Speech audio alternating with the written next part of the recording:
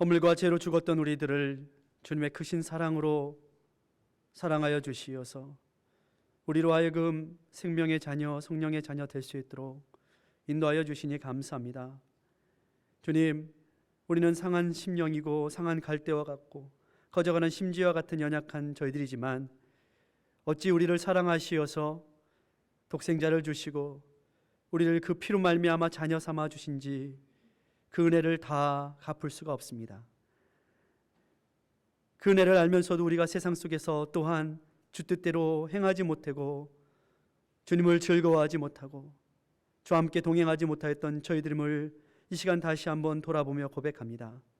주여, 우리의 의로는 감히 주님 앞에 설 수 없지만 이 시간 예수 그리스도의 보혈을 의지하여 주님 앞에 나아가오니 주여, 우리를 정결케 하시고 깨끗게 하여 주시옵소서. 네가 나를 사랑하느냐 베드로에게 물으셨던 것처럼 주님의 음성이 우리에게 들릴 때에 주님, 우리는 부족하지만 주님을 사랑합니다. 주님 앞에 대답할 수 있는 믿음의 사람들이 다 되게 도와주시옵소서. 이 시간 주님의 말씀을 나누고자 합니다. 우리의 마음이 주님 앞에 깨끗한 그릇 되어 주의 말씀을 받고 결실할 수 있는 심령들이 될 수 있도록 하나님 도와주시고 성령 하나님께서 운행하여 주시어서 우리의 마음도 우리의 생각도 우리의 기도 열려 하나님께 집중하는 시간 되게 도와주시옵소서. 감사하며 예수님의 이름으로 기도드립니다. 아멘. 할렐루야. 오늘 우리가 나눌 하나님의 말씀입니다. 하나님의 말씀은 먼저 출애굽기 3장의 말씀을 찾겠습니다. 출애굽기 3장 1절로 5절까지의 말씀입니다. 저와 여러분이 한 목소리로 읽었으면 좋겠습니다. 한 목소리로 출애굽기 3장 1절에서 5절입니다. 모세가 그 장인 미디안 제사장 이드로의 양 무리를 치더니 그 무리를 광야 서편으로 인도하여 하나님의 산 호렙의 이름에 여호와의 사자가 떨기나무 불꽃 가운데서 그에게 나타나시니라. 그가 보니 떨기나무에 불이 붙었으나 사라지지 아니하는지라. 이에 가로되 내가 돌이켜 가서 이 큰 광경을 보리라. 떨기나무가 어찌하여 타지 아니하는고 하는 동시에 여호와께서 그가 보려고 돌이켜 오는 것을 보신지라. 하나님이 떨기나무 가운데서 그를 불러 가라사대 모세야 모세야 하시매 그가 가로되 내가 여기 있나이다. 하나님이 가라사대 이리로 가까이 하지 말라. 너의 선 곳은 거룩한 땅이니 내 발에서 신을 벗으라. 아멘. 우리 성경 한 구절 더 찾습니다. 시편 19편의 말씀입니다. 시편 19편 1절로 마지막 14절까지의 말씀인데요. 19편은 저와 여러분이 한 절씩 교독하겠습니다. 제가 한 절, 여러분이 한 절. 하늘이 하나님의 영광을 선포하고 궁창이 그 손으로 하신 일을 나타내는도다. 언어가 없고 들리는 소리도 없으나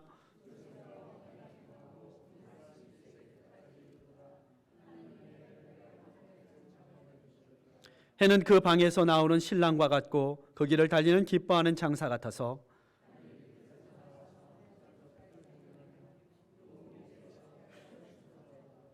여호와의 율법은 완전하여 영혼을 소생케 하고 여호와의 증거는 확실하여 우둔한 자로 지혜롭게 하며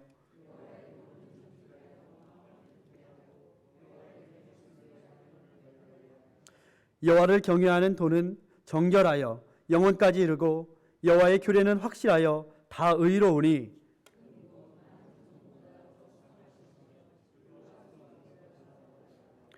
또 주의 종이 이로 경계를 받고 이를 지킴으로 상이 크니이다.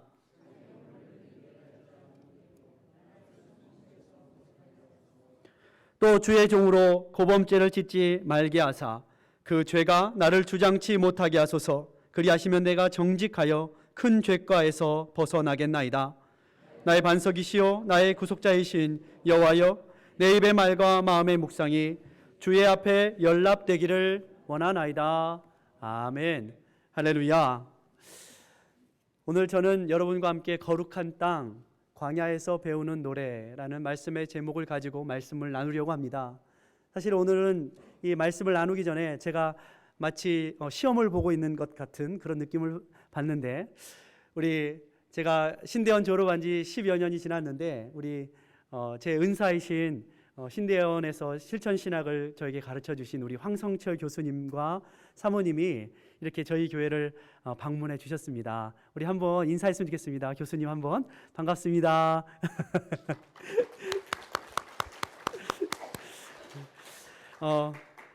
또 우리 다 같이 일어서서 한번 일어서 있었으면 좋겠습니다. 오늘 추석인데 서로 한 세 분씩 해피 추석, 즐거운 추석입니다. 한번 인사 나누시고, 예, 반갑습니다. 잘 오셨습니다.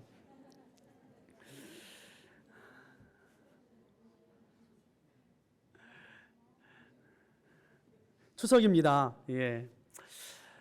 추석하면 누가 가장 생각이 나세요, 여러분? 부모님 생각이 나시죠? 예. 저도 그렇습니다. 제가 금요일 아침 새벽이었나요? 예, 금요일 새벽이었는 것 같습니다. 저희 어머니 아버지가 뉴스에 나왔어요. 어떤 뉴스에 나왔냐면 노컷 뉴스에 어떻게 신문에 실렸냐면 요즘에는 시골로 자녀들이 안 내려가고 부모님이 이렇게 역기성 하잖아요. 저희 어머니 아버지도 자녀들이 다 서울에 사니까 KTX를 타고 딱 올라왔는데, 예, 딱 기자의 사진을 딱 찍혔어요.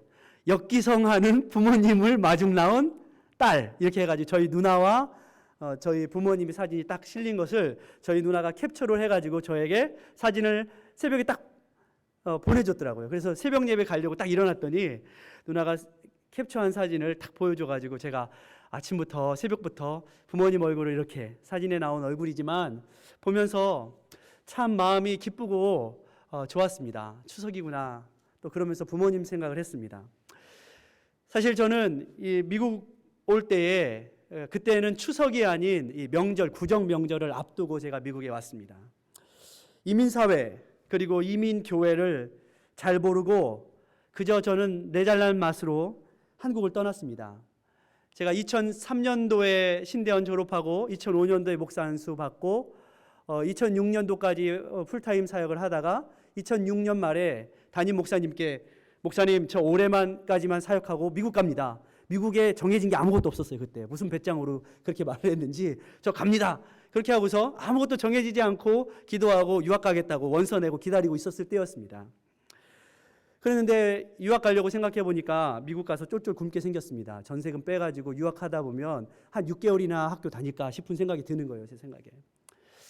그래서 아틀란타에 있는 전에 사역하던 아틀란타 세교회의 사역 자리, 그것도 풀타임 사역 자리가 아닌 해프타임 사역 자리가 났다라는 소식을 제가 인터넷에서 보고서 이것도 저것도 안 보고 이력서 한 장, 사진 한 장 딱 보냈더니 다음날 아침에 전화 왔습니다. 목사님 우리 교회 와서 사역하세요. 그래가지고 좋다고 아무 생각 없이 미국 땅이 이민교회가 어떤 교회인지도 모르고 좋다고 잘난 맛으로 어떻게 했어요? 짐 싸가지고 한 달 만에 비자를 받아서 미국에 왔습니다. 그렇게 된 지 벌써 9년이 돼갑니다. 큰아이가 7살, 둘째는 2살 반에 엄마에게 업혀서 미국 땅을 밟았습니다. 그런데 이곳 이민생활 미국 땅은 제가 생각하고 우리 가족이 기대한 것만큼 그런 적과꿀이 흐르는 땅이 아니라 광야였습니다. 하나님이 저에게 가라 신대원 다닐 때부터 너 유학 가라 공부해라 자꾸 옆구리를 찔르시는데 어때요? 가고 싶었겠어요? 여기가 좋아요. 여기가 좋아요. 저 부교육자지만 사역 잘하고 있고 제 아내도 어찌됐든 공무원으로서 학교 잘 다니고 있는데 여기가 좋습니다. 미루다가 하나님이 떠밀다시피 하셔서 저를 이곳으로 보내셨습니다. 유학, 공부, 눈 고사하고 하루하루 살기가 정신이 없었습니다. 저는 한국에서 부교육자 생활을 9년 했습니다. 전도사, 목사가 되기까지. 세 개의 교회에서 제가 왕성교회 그리고 인천에 있는 인천 광성교회 그리고 부평중앙교회 세 교회 사역을 하면서 유치부부터 초등부, 중등부, 고등부, 청년부, 장년부의 교구 사역에 안 맡아본 노인대학까지 제가 맡아보았습니다. 열심히 사역을 했습니다. 나름대로 인정도 받고 나름대로 칭찬도 받고 맡는 부서마다 적게는 2-3배 어느 부서는 막 10배 이렇게 부응을 하니까 제가 잘난 줄 알았어요. 글쎄 대단한 줄 알았어요. 오늘 저의 신대원 은사이신 우리 황성철 교수님 모셨지만 교수님께 제가 실천신학을 배우면서 다른 거는 잘 안 가르쳐 주는데 실천신학이 중요하더라고요. 실천신학이. 교회에서 정말 이 실천신학 어떻게 하는가 이게 중요하더라고요. 저희 교회 제가 사역했던 부평중앙교회는 교역자가 11명 있었습니다. 10명 부교역자 중에 처음으로 미국에서 비자 받고 부목사로 간다고 다들 부교역자들이 다들 부러워해요. 와, 대단하다. 스스로 생각하기를 스스로 나름 똑똑하고 잘났다. 우쭐대며 뒤도 안 돌아보고 다음 달이 이제 명절 그때가 구정 때였는데 공항에 우리 권사님들도 나오고 부모님들도 나오셨는데 다 뒤도 안 돌아보고 다 인사하고서 잘 다녀오겠습니다. 이렇게 하고 왔어요. 미국에 와서 제가 드는 마음은 무엇이냐면 이것입니다. 그때 공항에 마중 나오셨던 나의 할머니, 나의 부모님, 내가 왜 그때 좀 더 따뜻하게 인사하고 오지 못했을까? 미국에 와서 계속 생각나는 게 뭐냐면 자꾸 보고 싶은 거예요. 할머니, 어머니, 한번 미국에서 한국 나가기 어렵잖아요. 그러니까 우리 할머니 언제 돌아가실지 모르겠다라는 생각 때문에 자꾸 보고 싶은 거예요. 우리 어머니, 아버지 늙어가시는데 뭐 명절 돼도 전화 한 통화밖에 보고 싶은 거예요. 그러면서 참 내가 지잘난 맛에 철도 되게 없었다. 그런 생각을 합니다. 그러면서 이곳에서 목회를 배우면서 사역하면서 깨닫는 것은 하나님께서 그 잘난 요셉과 같이 색동옷 입고 잘난 척하고 야곱과 같이 성공에 목말라가지고 무엇인가 성공해 보겠다고 그것을 찾아서 물불을 가리지 않는 나의 이 철없는 이 인생에 하나님이 개입하셔서 그 인생의 안주, 게으름을 깨뜨리시고 저에게 미끼를 던지신 거예요. 미국이라는 곳에. 덥석 물었는데 물고 나서 생각해 보니까 가슴이 아리고 저립니다. 쉽지 않은 길이에요. 힘들고 어려운 길이에요. 그러면서 깨닫는 것은 바로 내가 섬겼던 교회의 담임 목사님들. 왜 내가 그때 우리 목사님들께 좀 더 부교역자로서 좀 더 잘 섬기지 못했을까? 왜 나는 내가 잘나서 그렇게 부흥하고 우리 부서 잘 되는 줄 그렇게 착각하고 했을까?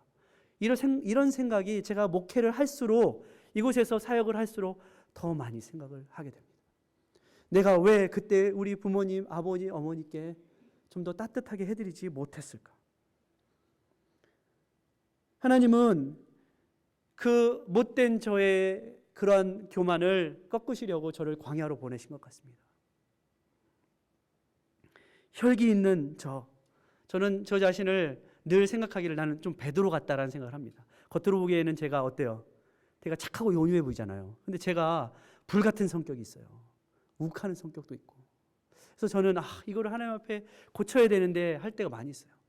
저는 모세가 어떻게 했어요? 애굽 사람을 하나? 아무도 모르게 때려서 쳐 죽이고서 묻었잖아요.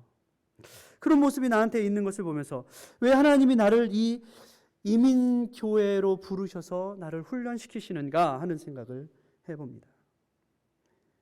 그런데 하나님은 제가 그 안전하고 안락한 그리고 자기 잘난 맛에 살고 있던 그 좁은 울타리에 그 비닐하우스와 같은 그곳에서 저를 불러내시어서 정말 하나님이 누구이신가, 그리고 목사가 하나님 앞에 어떤 자리로 서야 되는가에 대해서 저를 훈련시키고 계신다는 것을 뼈저리게 느껴가고 있습니다. 세상을 끊고 세상의 의지를 끊고 세상에 믿을 만한 것 그거 내려놓고 하나님만을 바라보고 하나님만을 의지하게 하는 그러한 삶이 무엇인가 저는 배우고 있습니다. 제가 미국에 올 때 하나님께서 저에게 딱 주신 말씀이 전도서 5장 7절 말씀이었습니다. 제가 한번 말씀드렸던 적이 있는 것 같습니다만 전도서 5장 7절 말씀은 이렇습니다. 꿈이 많으면 헛된 일들이 많아지고 말이 많아도 그러하니 오직 너는 여호와 하나님을 경외할지니라. 제가 그 말씀 들었는데요. 사실 이 말씀이 내키지가 않았어요. 굉장히 기분이 나빴어요. 왜 기분이 나빴냐면 하나님, 제가 미국을 간다 그러면 가서 형통하리라 뭐 이런 말씀 주시면 얼마나 좋습니까? 그런데 가가지고 너 헛된 꿈 꾸지 마라. 너 가가지고 헛된 말 하지 마라. 그냥 여호와 하나님 경외하라. 제가 언제 하나님 헛된 꿈 꿨다고 그러세요? 속으로 드는 마음이 그 마음이었어요. 제가 언제 하나님 헛된 말 했다고 그러세요? 그런데 이곳에 와서 배우는 것은 내 인간적인 욕망의 꿈, 헛된 꿈, 그게 네 꿈이 아니라 네가 정말 하나님의 꿈을 꿔라. 하나님께서 원하시는 꿈. 인간은 색동옷을 입고 꿈꾸고 자기의 욕망을 이루려고 할지 모르지만 하나님의 꿈은 우리의 생각과 다르다는 거예요. 요셉을 먼저 애굽 땅에 보내셔서 어떻게 하세요? 그 고난과 어려운 광야 속에서 그것을 이겨내고 이스라엘 백성들을 맞이하려고 하는, 자기 꿈이 아닌 하나님의 꿈을 준비하고 있는 요셉의 모습을 하나님이 원하시고 있는 것이구나 하는 생각을 해봅니다. 말이 많아도 안 된다는 거예요. 네 말 하지 말고 하나님의 영광만 나타내고 하나님 말씀만 하는 말해라. 갈수록 깨닫는 것이 그것이에요. 여호와 하나님만을 경외하라. 너 잘난 척하지 말고 네 영광 나타내지 말고 여호와 하나님만을 경외해라. 그래야지 하나님이 너를 보장하신다. 내가 의지하고 바랄 분은 오직 한 분 하나님이심을 주님만 경외해야 하는 그러한 삶인 것을 깨닫게 됩니다. 믿음의 선배들 중에 성경은 오늘 모세처럼 그리고 오늘 다윗처럼 수많은 광야의 사람들을 소개하고 있습니다. 모세도 잘 나갈 때, 혈기왕성할 때 하나님이 광야로 그를 쫓아내셨습니다. 다윗도 젊은 나이 17살, 16살 될 때에 잊혀진 존재였습니다. 아무도 다윗을 알아봐 주질 않아요. 심지어 아버지도 선지자가 와가지고 왕사물이라고 기름을 부으려고 하는데 막내 아들이 어디 있는지도 알지도 못해요. 잊혀진 존재. 아무도 주목하지 않는 그런 삶. 그러면서 이스라엘 중에 가장 흔한 직업이었던 모세와 다윗은 공통점이 있어요. 뭘 했죠? 직업이 뭐예요? 양치는 일. 이스라엘 족속은 원래 목축업을 하는 그 민족이기 때문에 양치는 일은 누구나 다 해요. 동네 꼬마아이도 다 하는 일이에요. 어떻게 보면 하나님이 왜 나한테 이렇게 작은 일, 아무도 안 알아주는 일, 사람들이 무시하는 일, 이런 일 시키시지? 나한테 좀 좋은 거 맡기시지. 나한테 좀 영향력 있는 거 좀 맡기시지.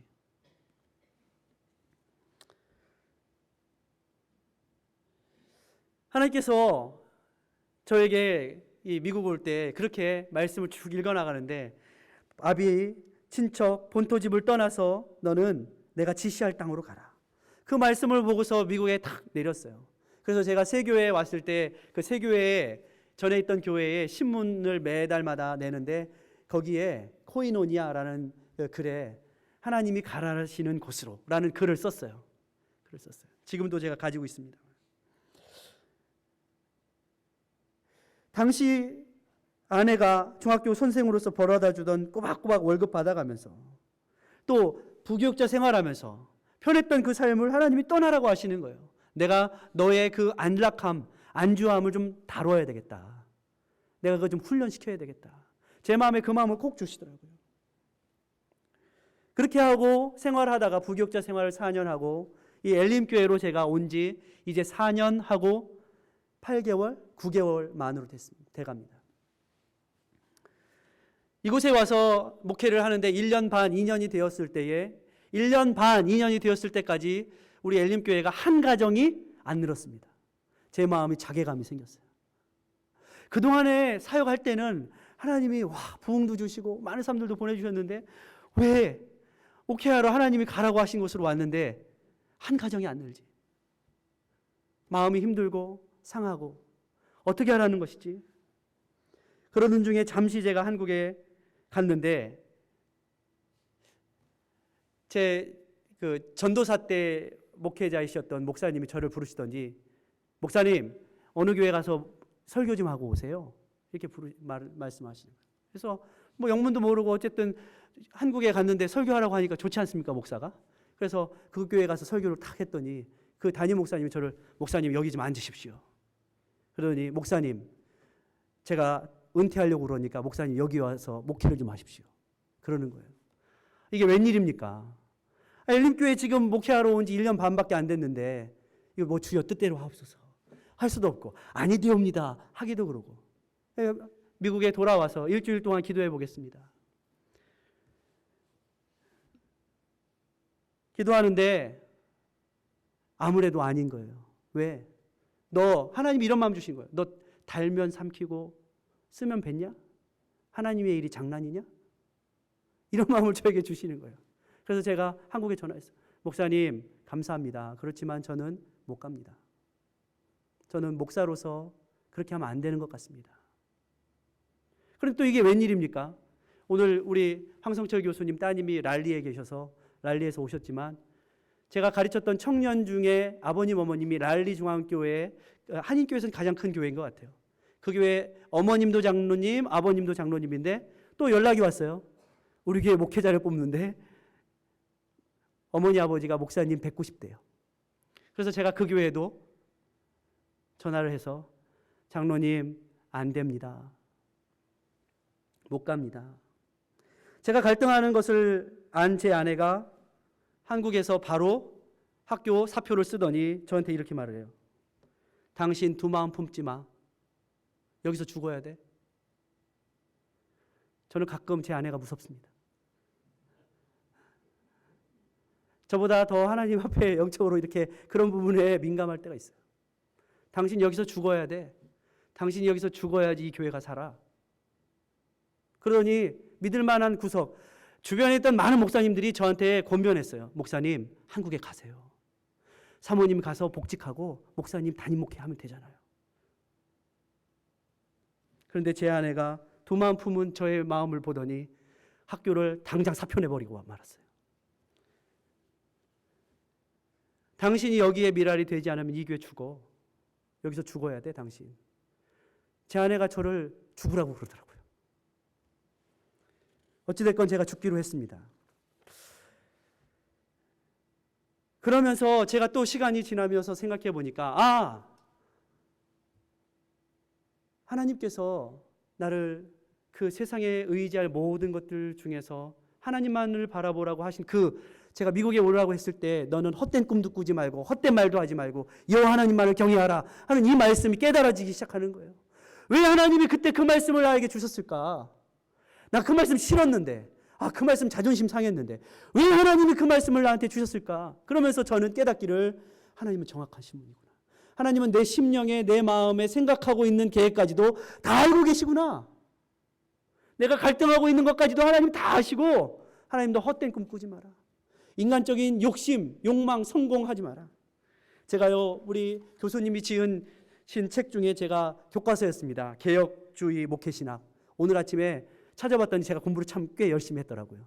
줄을 빨간이로 쫙쫙 그어가면서 여러 가지 했는데 거기에 이런 글이 써 있었습니다. 목회자는 먼저 목회 신학자가 되지 않으면 안 된다. 이렇게 될 때 신학의 목회의 방법론을 뒤로 밀려나는 심각한 국면을 막을 수 있다. 뭐예요? 방법론, 성공하겠다는 그 방법론 이전에 뭐가 있어야 되냐면 목회의 신학, 하나님 앞에 붙들린 말씀이 먼저라는 거예요. 그 글을 쓰셨더라고요. 성경 어디에도 목회에서의 성공이란 말이 없다. 페이지 16페이지에 이렇게 쓰셨어요. 우리 목사님이, 교수님이. 양을 치는 목자에게는 오직 충성만 있을 뿐이다. 제가 오늘 아침에 이 글을 읽으면서 하나님은 정확한 하나님이시구나. 그렇게 말씀하셨는데 내가 잠시 잊고 있었구나. 그런 생각을 해봅니다. 하나님께서는 우리를 모세의 광야처럼 주먹과 혈기의 좁은 수견으로 자기 잘난 맛으로 살고 있는 저 권오병 목사를 오병아 부르시고 계십니다. 하나님은 애굽의 그 편안한 왕궁을 떠나게 하십니다. 왜? 하나님의 내 욕망이 아닌 내 꿈이 아닌 하나님의 꿈을 이루게 하시려고. 그저 목사는 자기 꿈이 아닌 하나님의 꿈을 이루기 위한 도구일 뿐입니다. 요셉과 같이 저는 꿈이 있다 생각했어요. 그런데 이 사람 저 사람 생각지도 않고 혼자 잘났다고 무지개 옷 입고 잘난 척하던 저의 부교육자의 때의 그 모습을 저는 요셉을 통해서 돌아봅니다. 요셉을 통해서 내 부교육자 때 다른 부서는 부흥 안 하는데 우리 부서만 막 몇 배 부흥한다고 잘난 척하고 우쭐대고 다른 사역자들 무시했던 나의 모습 돌아보는 거예요. 야곱의 광야처럼 그저 축복이 출세가 성공이라면 그게 대단한 줄 알고 물불을 가리지 않고 잔꾀를 부리던 이 야곱과 같은 나의 마음을 저는 이민 목회를 해가면서 돌아봅니다. 하나님 그것을 다루시려고 그 인간의 이 잔머리 많은 잔머리 돌리는 고노병 목사의 그 잔머리를 꺾으시려고 하나님 이곳으로 보내셨구나. 바울이 예수님을 만나고 나서도 바로 사역을 한 것이 아니라 아라비아 광야에서 훈련을 받았어요. 왜 그랬을까 생각했어요. 예수 만났다고 그 믿음이 옛날에 그 잘나고 똑똑한 머리로 그 세상적인 방법으로 안 되니까 하나님이 바울도 어떻게 하셨어요? 광야로 부르셔서 훈련시키신 것 같아요. 오늘 저는 다윗이 지은 시편 19편을 여러분과 함께 교독해서 읽었습니다. 저는 이 다윗의 이야기를 통해서 저는 그런 생각을 합니다. 잊혀진 사람 다윗. 그러나 하나님은 그를 잊지 않으셨다. 전 요즘에요 한국에 별로 전화할 사람이 없어요. 부모님 말고는. 다 친구들도 하도 오래돼가지고 뭐 한국에 가도 반겨줄 사람도 별로 없는 것 같아요. 사실은 제가 이제 다음 주 주일 예배를 마치고 나서 한국에 다녀옵니다. 다녀오는 이유는 그냥 일보다 우리 노회와 우리 경기 노회가 이렇게 교류를 합니다. 그래서 작년 가을에는 경기 노회 목사님들이 3분이 우리 노회에 방문하셨고 이번 봄 노회 때에는 3분의 목사님이 경기 노회를 방문을 해야 되는데 많은 목사님들이 다녀오셔서 또 교회를 비우실 수 없다고 제가 저도 임원이지만 저한테 당신이 가시오. 그래서 밀려가지고 이제 가게 생겼습니다.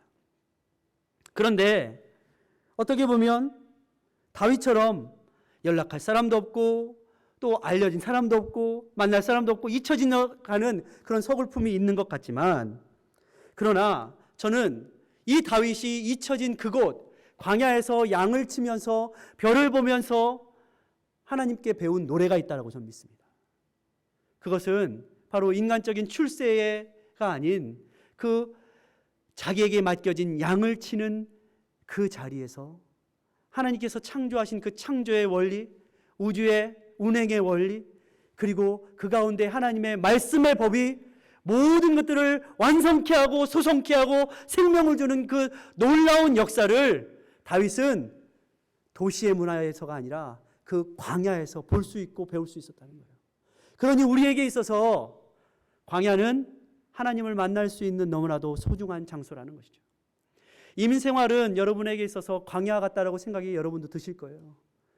한 주간 동안 사실 한국말 몇 번 해보지 못하는 삶, 한국 사람 만나지도 못하고 정겨운 사람들이랑 대화도 못하고 시간도 없고 하는 어려운 삶을 살아가면서 이것이 왜 나는 이렇게 광야일까? 우리에게도 생각될 수도 있습니다. 우리는 그저 허드렛 일을 맡은 사람처럼 그저 이곳저곳에서 나의 일 힘들고 어렵게 하는 것 같습니다. 그러나 저는 믿습니다. 하나님께서 저와 여러분에게 그곳으로 보내게 하신 이유는 그곳에서 만나주시려고, 그곳에서 여러분에게 말씀하시려고, 그리고 그곳에서 여러분에게 하나님이 어떤 분인지 깨닫게 하시려고 여러분을 그곳으로 보내셨다라고 저는 믿습니다. 저는 이곳에서 캔디가 됩니다. 캔디. 여러분 캔디 노래 아세요? 외로워도 슬퍼도 나는 아루러 참고 참고 또 참지 울긴 왜 울어 웃으면서 달려보자 푸른 하늘. 이런 캔디. 우리도 다 캔디가 되어야 합니다. 우리가 찬양했습니다. 우리 예배 전에 찬송가 420장. 이것은 이 스피리추얼 흑인 영가예요. 그 누가 나의 괴로움 알며 또 나의 슬픔 알까? 주밖에 누가 알아주랴? 영광 할렐루야. 그런데 이 영어 내용을 보면 이렇게 말하고 있어요. Sometimes I'm up, sometimes I'm down. Oh, yes, Lord. 이렇게 말하고 있어요. Sometimes 저는 올라가기도 하고 때로는 내려가기도 합니다. 그러나 주님, sometimes 저는 아예 땅바닥에 엎어지기도 합니다. Sometimes to the ground 이렇게 말했어요. 주님, 누구도 nobody, 아무도 알지 못하지만 그러나 주님은 저의 괴로움을 아십니다. 모세도 그 모든 세상의 영광을 다 끊고 미디안 광야에서 그저 양칠 때 얼마나 자기 스스로가 자괴감이 들었을까요? 처량했을까요? 다윗도 잊혀진 아들, 우리 아버지는 다른 아들들은 다 알아 불러주는데 나는 있는지도 몰라. 얼마나 외로웠을까요? 그러나 다윗은 그 외로움과 괴로움을 하나님을 원망하는 데 사용한 것이 아니라 노래를 지어 시를 지어 하나님을 찬양했습니다. 그 찬양은 하나님 앞에 너무나도 아름답고 귀하여서 악한 영들이 떠나갈 만큼 하나님 앞에 귀한 찬양이었고 아름다운 찬양이었습니다. 우리도 그래야 되지 않겠습니까? 하나님은 우리 가운데 그러한 자신과의 싸움, 저도 그렇습니다. 목회라는 것을 누군가를 가르치는 것이 목회라고 처음에 생각하고 우쭐했는데 제가 점점 아직도 멀었지만 조금씩 알아가는 것은 뭐냐면 목회는 누군가를 목회하는 것이 아니라 나를 목회하는 것이다 라는 생각을 해요. 나. 오늘 본문은요, 하나님이 모세를 광야 가시떨기 불꽃 가운데 부르시고 사명을 맡기시는 장면이에요. 그런데 출애굽기 2장 24절과 25절은 하나님이 모세를 부르신 이유를 분명히 말씀하고 있어요. 그것은 모세가 출중해서 잘나서가 아니라 하나님이 백성들을 긍휼히 여기시는 언약의 하나님이신 것을 나타내시는 하나님의 열심에 대해서, 하나님의 신실하심에 대해서 말씀하고 있어요. 다시 말해서 모세는 그저 하나님의 영광을 나타내는 도구로 부름받았을 뿐이고 하나님의 열심이 이스라엘을 구원하시고 하나님의 능력이 그 언약을 지키시는 것을 우리는 볼 수가 있어요. 때로 우리 인생 가운데 우리가 무엇을 했다, 우리가 무엇인가 잘했다라고 생각할 때 우리는 생각해야 합니다. 그것은 우리가 하나님의 내 꿈이 아닌, 내 비전이 아닌 하나님의 영광의 비전을 이루기 위해서 하나님이 우리를 모세와 같이 불러주셨다는 것, 이것을 우리가 기억해야 된다는 것입니다. 하나님은 모세에게 이렇게 말씀하셨어요. 나에게 가까이 하지 말라. 우리는요, 조금 인기 있는 사람 만나면 다 가까이 가서 끌어안고 좋아하고 사인도 받고 하지 않습니까? 근데 하나님은 어떠세요? 나에게 가까이 하지 말라. 네가 선 곳이 거룩한 땅이다. 우리는요, 늘 생각합니다. 미국 말에도 옆집 잔디가 더 파래 보인다고 그런 말이 있잖아요. 우리도요, 우리 힘들고 어려운 일이 있으면 어때요? 누구께 더 커 보여요? 남의 떡이 더 커 보여요. 남의 교회가 더 좋아 보여요. 남의 목회가 더 그곳에 가면 잘할 수 있을 것 같아요. No! 아니에요. 하나님은 네가 선 곳이 거룩한 땅이다라고 말씀하세요. 우리가 선 그곳, 그 자리, 그곳에서 어떻게 해야 돼요? 하나님께서 맡겨주신 사명자로서 그 사명을 감당하는 것이 바로 하나님께서 우리를 부르신 이유인 것을 믿으시기 바랍니다. 다윗은 그것을 잘했어요. 다윗은 불평되고 투덜대지 않고 그 잊혀진 그 광야의 양치기 소년으로서 이걸 잘했어요. 그리고 하나님을 찬양했어요. 저는 성경을 보다 보니까 여러분도 다 아시던 것처럼 놀라운 일을 발견합니다. 예수님께서, 아기 예수께서 오셨을 때 처음 예수님을 만나고 발견한 사람들이 누구죠? 양을 치던 목자들이다. 성경은 말해요. 별을, 하늘의 별을 보면서 그 별의 우주의 운행을 바라보았던 동방박사들이다. 이렇게 말을 해요. 무엇입니까? 그것은 바로 이리로 저리로 무엇이 유명한 것이, 무엇이 재미난 것이 있는가 우르르 몰려다닌 사람이 아닌 내가 선 그곳에서 하나님을 예배하고 하나님을 기대했던 그 사람들에게 하나님은 구원을 보이시는 것을 볼 수가 있습니다. 저는요, 이곳에서 다윗이 그 황량한 광야의 밤에서도 별을 보며 하나님을 노래했던 그 노래를 우리가 배워야 된다고 믿습니다. 여러분이 산 곳이 어디입니까? 광야 아닙니까? 여러분이 서 계신 그곳이 바로 힘들고 어려운 광야입니다. 저는요, 그러면서 주만 바라볼지라, 우리가 찬양했던 하나님의 사랑을 사모하는 자, 하나님의 선하심을 바라보는 자, 너의 모든 것 창조하신 우리 주님이 너를 자녀 삼으셨네. 이민 생활 속에서 저는 그런 노래를 배웁니다. 하나님을 바라보는 자. 제 친구들이 저 결혼식 할 때 불러주었던 주만 바라볼지라. 그 찬양, 왜 그 찬양을 내가 듣게 하셨을까? 그 찬양을 합니다. 제가 1년에 한 번씩은 꼭 부르잖아요. 칠갑산. 예? 오늘도 한번 부를까요? 예? 이 칠갑산이라는 노래를 왜 좋아하냐? 저는 저희 아버지, 어머니를 통해서 저는 크신 하나님의 사랑이 무엇일까에 대해서 간접적으로 아버지, 어머니의 사랑을 통해서 배웁니다. 저희 아버지가 고향이 칠갑산이 있는 청양이에요. 청양. 그래서 그곳에서 아버지, 어머니가 자식들을 위해서 기도하시고 신앙생활 하시고 고생하셨던 그것들을 생각하면서 내가 어디에 서 있어야 할까 늘 생각해요. 전화할 때마다. 이 내용이 이래요. 공반매는 아낙네야 배적삼이 흠뻑 젖느나 무슨 서름 그리 많아 보기마다 눈물 씹누나 홀어머니 두고 시집가던 날 칠갑산 산마루엔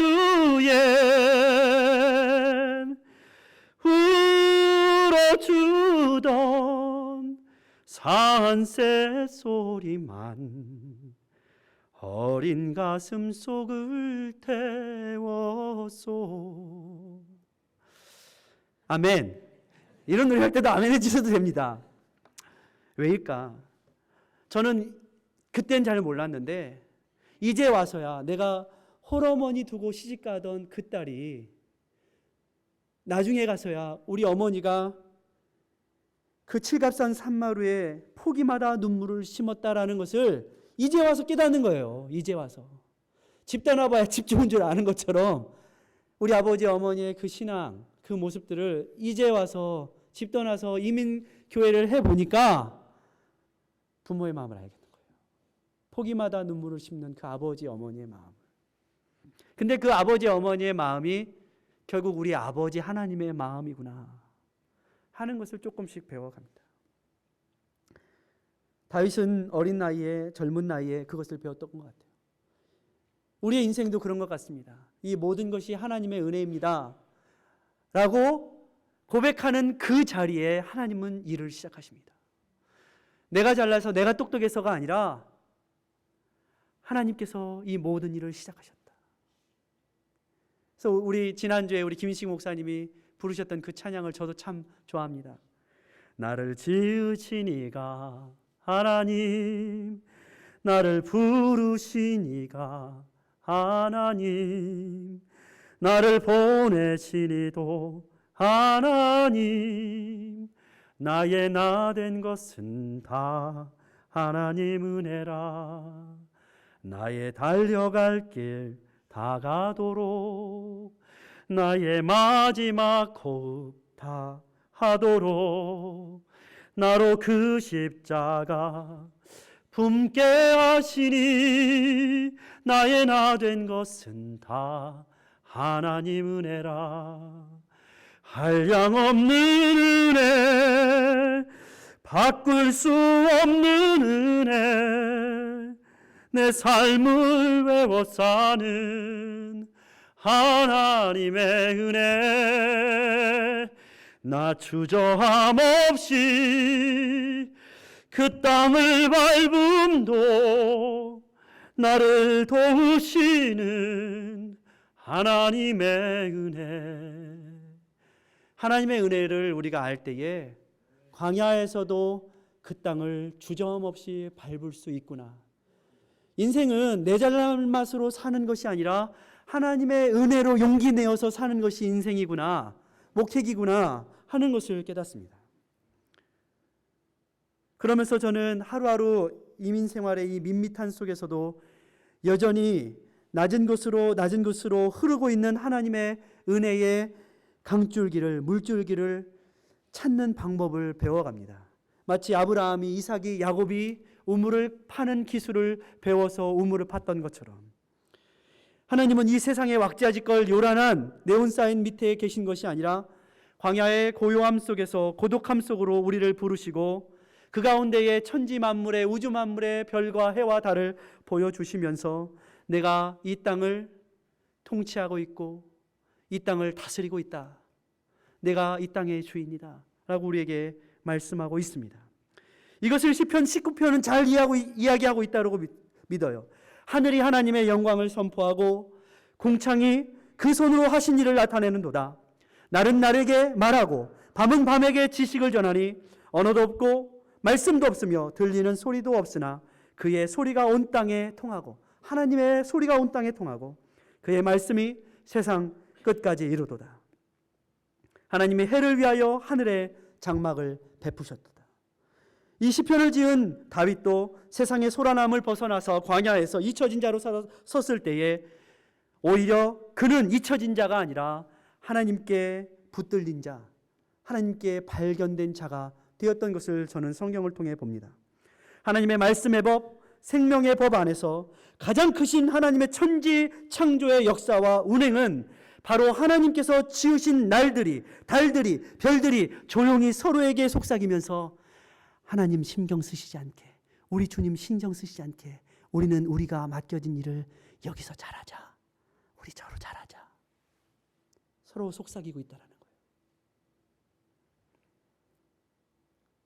그렇게 모든 만물이 자기가 맡은 그 자리에서 하나님의 지식을 조용히 전하는 전달자의 역할을 하는 것이 다윗이 그 광야에서 발견한 그 바로 진리였다는 거예요.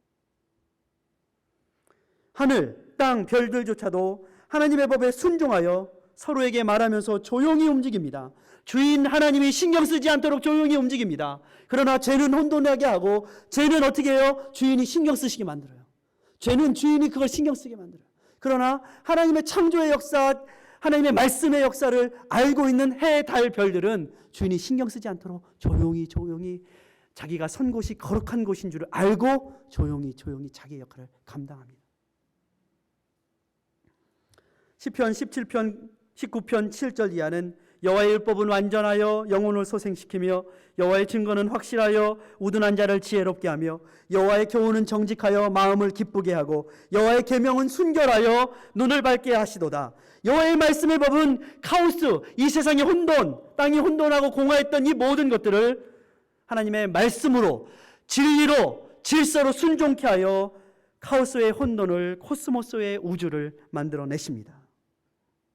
10절 말씀에 은과 금을, 정금을 사랑하고 욕심을 부렸던 이 세상의 이 죄악된 모습을 하나님은 하나님의 말씀으로 정금보다 사모하여 더 귀히 여기고 달게 만드십니다.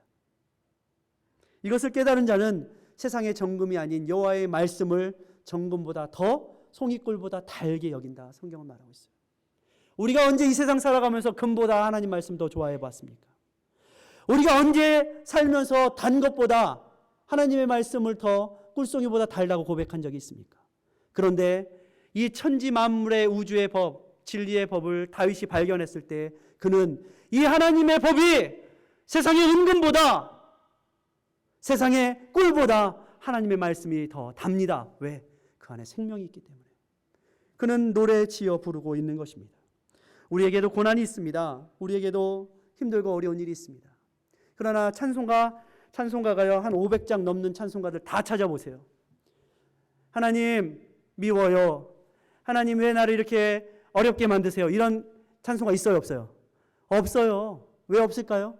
모든 믿음의 사람들이 그 고난의 시간들을 다 이겨내고 결국 부른 찬송은 하나님 감사합니다. 하나님 찬양합니다. 하나님께 영광 돌립니다. 모든 사람들이 고난이 있었지만 그 고난을 이겨내게 하시는 하나님을 다 모두 만난 거예요. 그리고 그 고난 속에서도 여전히 하나님은 우리 가운데 역사하시고 우리를 새로운 사람으로 살려내시는 하나님이신 것을 고백한 사람들만이 광야에서도 노래를 부를 수 있습니다. 여러분의 삶이 광야에 같은 삶일지라도 여러분 노래하셔야 됩니다. 하나님 찬양하셔야 됩니다. 우리의 삶 가운데 이 찬양은 여러분 그냥 사랑을 해봐야 사랑 노래가 애절한 것처럼 우리도 고난을 당해봐야지 그것을 이겨낸 그 노래들이 우리에게 가슴에 와닿는 것입니다. 저는요, 이곳 엘림의 성도들이 하나님의 말씀 11절, 시편 19편 11절 이하의 말씀처럼 또 주의 종이 이로 경계를 받고 하나님의 말씀으로 경계를 받고 이를 지킴으로 상이 크니이다. 여러분에게 상이 크시기를 주의 이름으로 축원합니다. 자기의 허물을 능히 깨달을 자 누구이겠습니까? 나를 숨은 허물에서 벗어나게 하소서. 또 주의 종으로 일부러 짓는 죄를 짓지 말게 하사 그 죄가 나를 주장하지 못하게 하소서. 그리하시면 내가 주님 앞에 정직하여 큰 죄가에서 벗어나겠나이다. 우리 가운데 우리의 삶은 세상의 명예도 세상의 힘도 아니라 주님만이 나의 반석이요 구속자이시고 나를 살리신다는 그 깨달음이 우리 가운데 있었으면 좋겠습니다. 그래서 이 땅 가운데 헛된 꿈도 헛된 말도 다 버리고 오직 여호와 하나님만을 경외하심으로 우리의 삶 가운데 진정한 거룩한 땅, 네가 선 곳이 거룩한 땅이다. 너는 그곳에서 그 광야에서 하나님께 노래를 지어 불러라. 우리의 삶이 그런 노래하는 삶이 되시기를 주의 이름으로 축원합니다. 기도합니다. 은혜의 주님 감사합니다. 인생의 고단한 광야 속에서도 우리로 하여금 사면에 막힌 곳을 보지 않고 하늘을 보게 하시고 나의 도움이 천지를 지으신 여호와 하나님에게서로다 라고 고백할 수 있는 노래와 믿음을 허락하시니 감사합니다. 우리 엘림의 성도들이 추석을 맞이하며 이민생활의 고단함을 돌아보고 추억할 때에 하나님, 지금까지 함께 하신 에베네셀의 하나님, 앞으로도 함께 하시고 앞으로도 우리의 여호와 이레의 하나님 되시어서 사랑하는 성도들 이 생활 가운데서도 주님 앞에 찬송하고 예배하는 귀한 광야의 노래가 있게 도와주시옵소서. 예수님의 이름으로 축복하며 기도합니다. 아멘.